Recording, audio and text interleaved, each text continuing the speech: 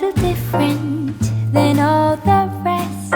I'm quite old-fashioned where I had sometimes played chess. And when I'm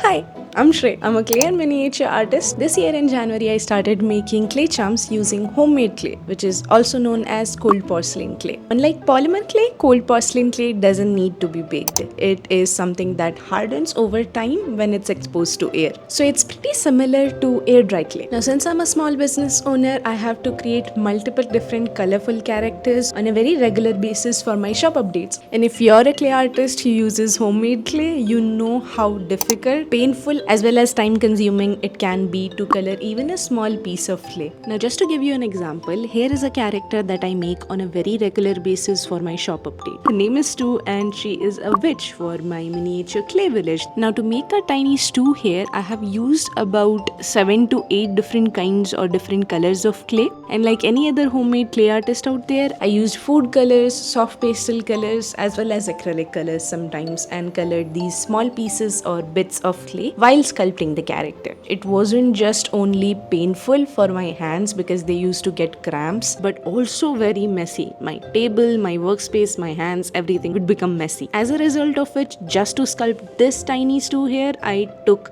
about 2 to 3 hours and sometimes even more. Now imagine if I had to make 20 of these bulbs for my shop update. That's why I decided to make my own colored batches of clay and stock them, just like the normal white clay that I make. Now if you're someone who already knows how to make cold porcelain clay and are here just to know the coloring process, it's very simple. While making the batter, I just add my desired shade of color using either food color or acrylic paint, and sometimes even mix those two. And the rest of the process is the same. The heating, the kneading, everything remains the same. For the rest of you who want to go through the entire process of making the clay and coloring it as well as storing it, here's what I do.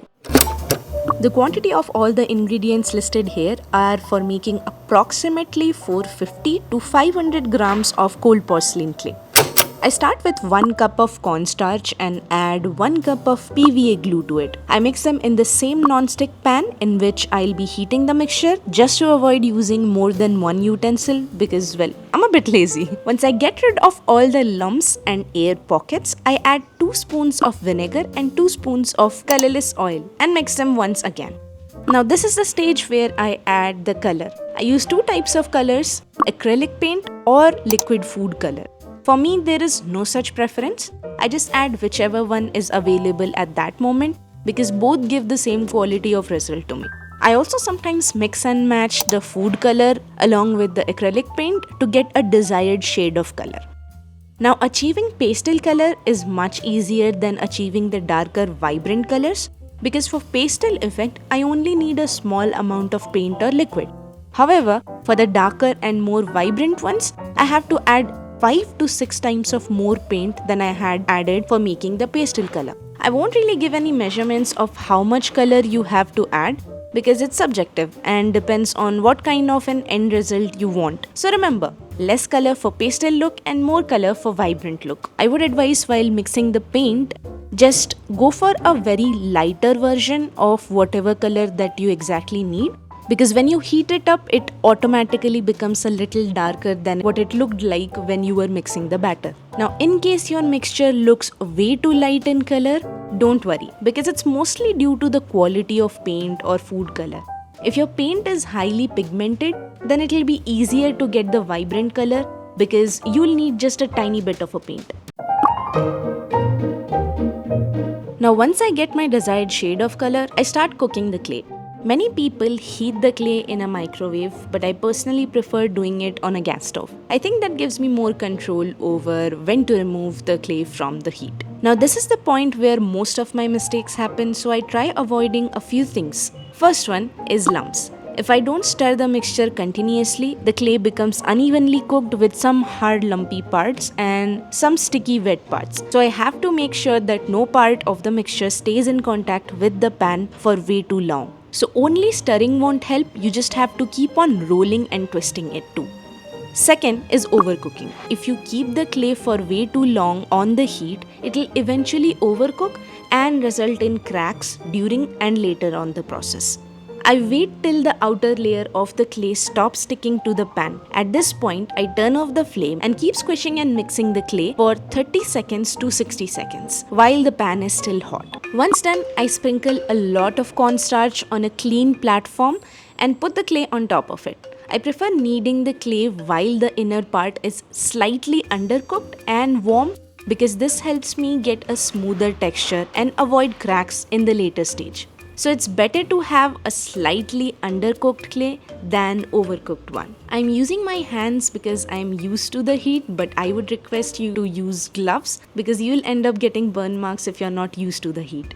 Kneading, in my opinion, is the most important part because the more I knead the clay, the better is the texture. Once you get the desired texture, you can do a bunch of tests like rolling it into a ball and checking for cracks, making small shapes to see if it forms properly or not, or the classic teardrop test. Last but another important part is storing the clay. I always use cling film to wrap my portions of clay, then store them in an airtight container. You can easily get cling film wrapping rolls on Amazon or your local convenience stores. Links to all the materials that I have used is in the description below. Now, just to avoid any future complications, this recipe is not mine. I was doing some research and I came across a bunch of blogs which had mentioned how to make cold porcelain clay. They were dated back to, I guess, 10 to 11 years, so I couldn't really make out the original source of it. However, I personally came across the recipe of cold porcelain clay while stumbling through YouTube through channels like Jenna Handcrafts, Sugar Cafe Charm, and Smriti's Passion. Now, in case you've tried all these steps and still mess up the process, don't worry because you're not alone. I personally have been doing this for the past 1 year now and I still mess up the texture sometimes, so it's fine. Just keep on trying again and again using smaller test batches instead of bigger ones just to avoid wasting a lot of time and resources. Because to be honest, I got my perfect batch of clay after trying and failing about 6 to 7 times. So basically I learned more by trying it on my own and making mistakes than watching just a simple video. So I'll say something very cliche, but trust the process. I hope this video was helpful to you. Thank you so much for watching. See you in the next one. Quite old fashioned where I had sometimes played chess. And when I'm